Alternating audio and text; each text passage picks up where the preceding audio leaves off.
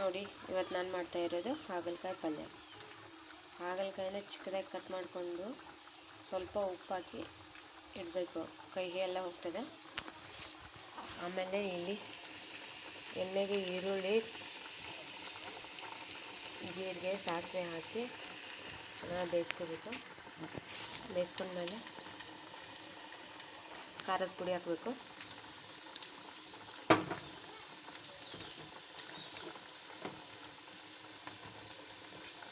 ಖಾರದ ಪುಡಿ, ಅರಿಶಿಣದ ಪುಡಿ ಹಾಕಬೇಕು.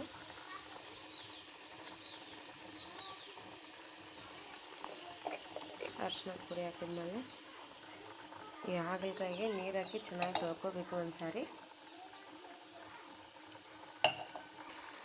ಹಾಗಲಕಾಯಿ ಚೆನ್ನಾಗಿ ತೊಗೊಂಡ್ರೆ ಈ ಥರ ಹಸಿರು ನೀರು ಹೋಗ್ತದೆ ನೋಡಿ. ಆಮೇಲೆ ಇದಕ್ಕೆ ಕಡಲೆಪಪ್ಪು ಪುಡಿ, ಕೊಬ್ಬರಿ ಪುಡಿ, ಹಾಗೆ ಸ್ವಲ್ಪ ಬೆಲ್ಲ ಹಾಕಿ ಎಲ್ಲ ಮಿಕ್ಸ್ ಮಾಡ್ಕೊಂಡಿದ್ದೀನಿ. ಆಮೇಲೆ ರುಚಿಗೆ ತಕ್ಕಷ್ಟು ಉಪ್ಪು ಹಾಕಿ ಚೆನ್ನಾಗಿ ಮಿಕ್ಸ್ ಮಾಡ್ಕೋಬೇಕು.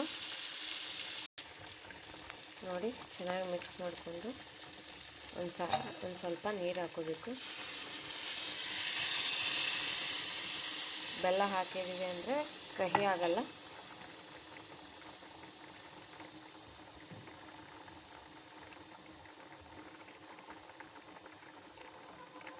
ನೀರು ಹಾಕಿ ಚೆನ್ನಾಗಿ ಬೇಯಿಸ್ಕೋಬೇಕು.